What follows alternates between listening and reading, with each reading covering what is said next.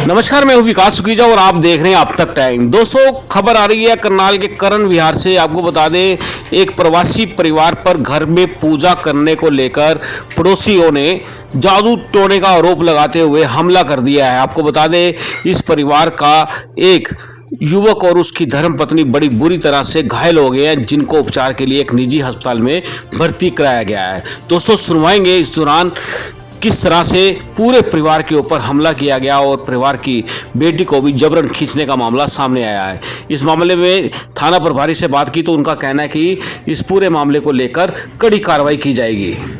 दोस्तों, जो ये आप तस्वीरें देख रहे हैं, ये है अरविंद हॉस्पिटल की और इसी हॉस्पिटल के अंदर प्रवासी परिवार का ये युवक देख सकते हैं आप, जो बुरी तरह से घायल हो जाते हैं और यहाँ पर इलाज किया जा रहा है। दूसरी ओर आप देख सकते हैं कि प्रवासी जो लोग हैं, उनकी संस्था की ओर से यहाँ पर उनके प्रवासी परिवार के जो अध्यक्ष हैं वो यहाँ पहुँचे हैं और इस बिटिया से पूरे मामले की जानकारी लेते हुए दिखाई दे रहे हैं। दोस्तों, वहाँ बात करवाएंगे और सुनवाएंगे कि इस बिटिया का क्या कहना है और किस तरह से इनके घर पर हमला कर दिया जाता है, जिसमें इसके भाई और भाभी बड़ी बुरी तरह से घायल हो जाते हैं। इस बिटिया का आरोप है कि इस दौरान हमलावरों ने उसके भी कपड़े फाड़ने की कोशिश की और उसकी मदर के भी कपड़े फाड़ने का प्रयास किया है और ये भी आरोप लगाया है कि इस बिटिया को जबरन खींच कर ले जाने का भी कड़ा प्रयास किया गया। दोस्तों, हम चाहेंगे आप इस खबर को ज़्यादा से ज़्यादा शेयर कर देना, ज़्यादा से ज़्यादा कमेंट्स कर देना। आप देख सकते हैं तस्वीरों के अंदर। और इस पूरे मामले में थाना प्रभारी सेक्टर 32-33 से भी हमने बात की है। उनका भी साफ तौर पर कहना है कि पूरे मामले की जांच कराई जाएगी और आईओ नियुक्त कर दिया है इस पूरे मामले की जांच के लिए और आरोपियों को बख्शा नहीं जाएगा। चलिए सुनवाते हैं इस बिटिया का क्या कहना है, किस तरह से इनके परिवार पर हमला हुआ है। कुछ नहीं, मेरी मम्मी तो पूजा कर रही थी छत पे। जैसे चैती छठ होती है हमारे में, नवरात्रि में आती है और एक उसमें नवंबर में भी आती है, तो ये छोटा वाला होता है। तो मेरी मम्मी वैसे ही ऊपर पूजा कर रही थी। ऊपर से वो कहते हैं कि तुम टोटका कर रहे हो, टोना कर रहे हो। इतना बड़ा पत्थर उठा लिया, वो काटने के लिए इतना बड़ा नहीं होता वो धार, वो उठा लिया कि हम तुम्हें मार देंगे। पत्थर ऊपर से मेरे भाई को फिर कह रहे तुम पर गिर, मार देंगे, ये करेंगे वो करेंगे। फिर मेरी मम्मी डर गई। मेरी मम्मी ने भैया और भाभी को नीचे बुला लिया कि भाई नीचे आ जा। भैया भाभी नीचे आ गए, छोटे वाला भाई और भाभी। उसके बाद वो नीचे आके गेट के बाहर खड़े होके मेरे भैया को धक्का मुक्की करने लग गया कि तुम टोटका कर रहे हो, ये करे वो करे, मतलब बहुत गंदी गंदी गालियां देने लग गया। फिर दोनों मेरे छोटे भाई भी आ गए उस टाइम पे, उसको भी वो धक्का मुक्की करने लग गया। उसका ना मतलब कि दोनों भाई रहते हैं और दोनों भाई के ना 2-2 3-3 बच्चे हैं। वो टोटल मिला के 6-7 जन हो जाते हैं। वो ऐसे बदतमीजी करने लगे मेरे दोनों तीनों भाइयों के साथ। मेरे पापा तो बुजुर्ग है। उसके बाद फिर मेरे भाई ने उसको फोन कर दिया, 112 वाले को फोन कर दे। वो आया तो वो भी बात को रफा दफा करने को सोच रहे थे। उनके सामने भी वो, जब मैं घर पहुंची तो वो मेरे साथ बदतमीजी कहता मैं तुझे मार दूंगा। भाई मैंने बोला ना कैसे कैसे मार दिया, क्यों करेगा ऐसा, फिर तुम्हारे घर में थोड़ी कर रहे, कहता मैं तुझे मार दूंगा। फिर मैंने पुलिस वाले अंकल को बोला कि अगर हमें कुछ हो जाता है इसका जिम्मेदार कौन होगा, आपके सामने ऐसे ऐसे बोल रहा है। तो वो कहे, वो जो लड़का था जिसके लंबे लंबे बाल, वो कहता है कि इसका जिम्मेदार मैं आऊंगा लेकिन मैं तेरे को मार दूंगा, मैं तेरे पूरे खानदान को मार दूंगा, मैं ये करूँ। बहुत गंदी गंदी गालियां ऊपर से इतनी बुरी तरीके से बोल रहा था, इतनी बुरी तरीके से। उसके बाद तो कहते हैं कि रात को ना तुम्हें हम घर में मार देंगे, पता भी नहीं चलेगा। कहते नहीं, या तो तुम रात रात में मकान खाली करके जाओ। अब हम रात में कहाँ जाएंगे?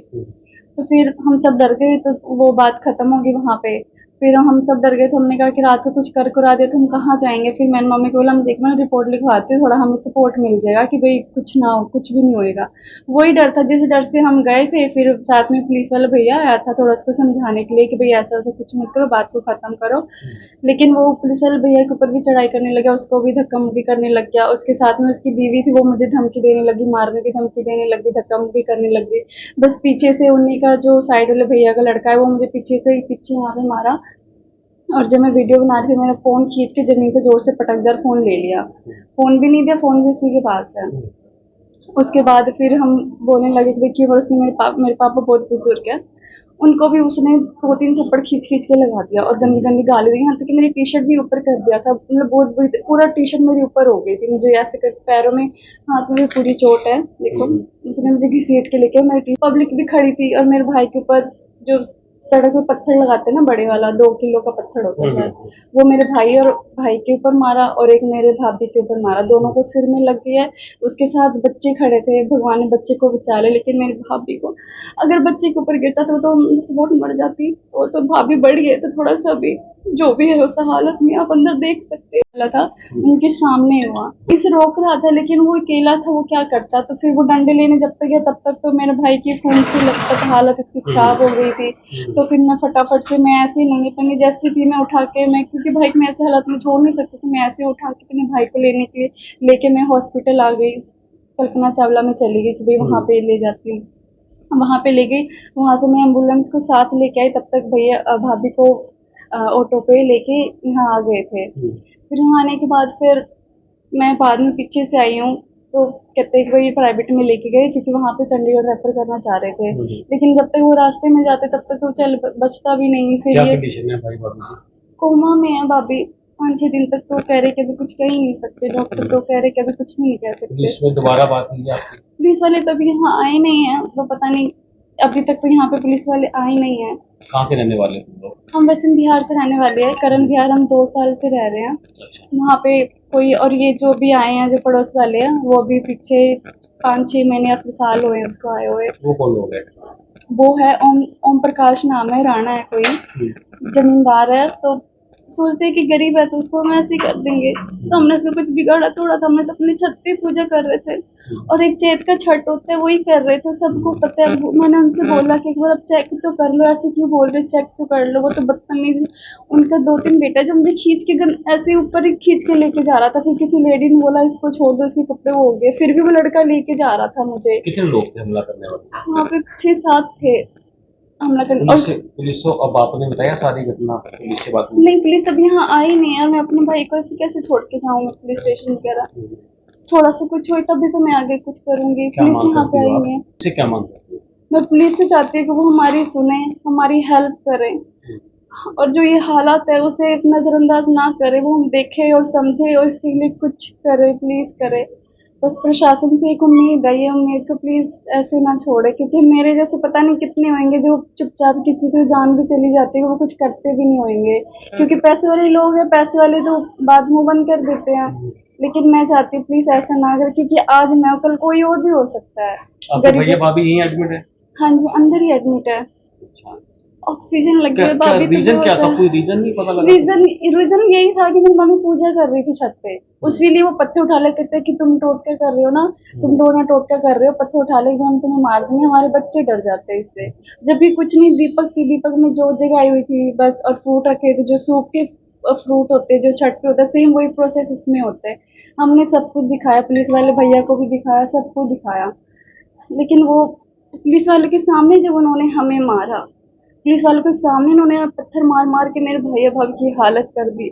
सोचो अकेले में तो हमें जान से ही मार देगा, कोई बोलने वाला कोई बचेगा ही नहीं, तो बोलेगा क्या, आवाज कौन उठाएगा। अभी तो हम पुलिस था, उसके बाद हम भाग भाग के आए हॉस्पिटल, तो भी हम कुछ बोल रहे। अगर पुलिस वाला भैया ना होता तो हम तो ये भी नहीं बोलते, वो तो हमने खत्म ही कर देता वहीं पे।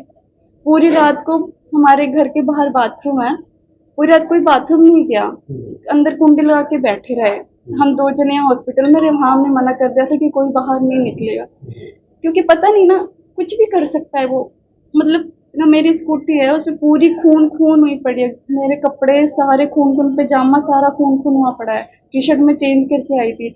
मतलब, और उसका लड़का इतना बदतमीज, मारा तो मारा, मेरी इज्जत को भी उछाल रहा था। मेरे मतलब ये नहीं सोचा कि लड़के भी आराम कोई बात।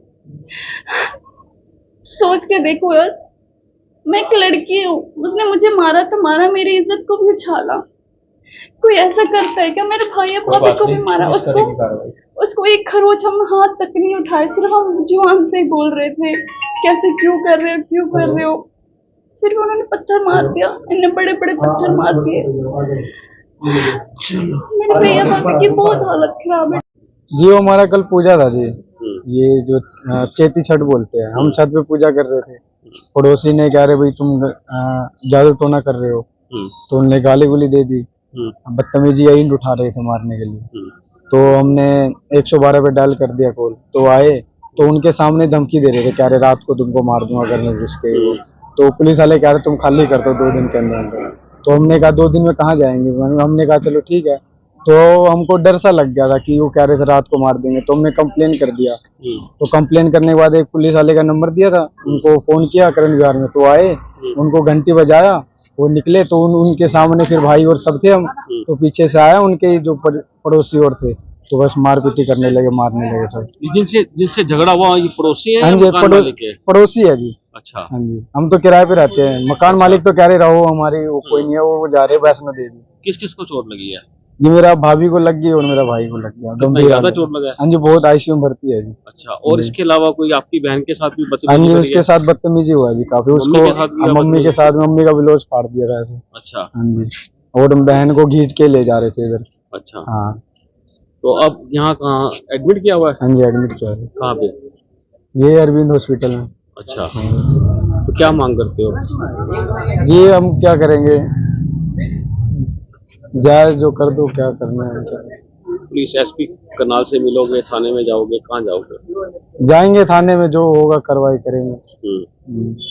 कुछ कारण यही सिर्फ पूजा हाँ पाठ जी, को लेके खाली है? पूजा पाठ के लिए जाएंगे। राहुल चौधरी से रुका प्राप्त हुआ है आज सुबह, इसके लिए आईओ भेजा हुआ है। जैसे ही चीज वेरीफाई होती है, बयान आते हैं, उसके अकॉर्डिंग जो भी कार्रवाई होगी वो की जाए। सर अभी तक कुछ जानकारी पता लगी है उसको? प्राइमरी फेसिया तो अभी बस यही है, वहाँ पे कोई शाम को पड़ोसियों का कोई झगड़ा हुआ, छत पे कोई आग वगैरह लगी हुई थी, इसको लेकर आपस में उनका झगड़ा हुआ। सर डायल 112 को बताया था? डायल 112 गई थी मौके पे, लेकिन अभी स्टेटमेंट नहीं आई। तो क्या कार्रवाई रहेगी? और जो भी जैसे भी स्टेटमेंट होगी उसके ऊपर कार्रवाई की जाएगी। Thank you.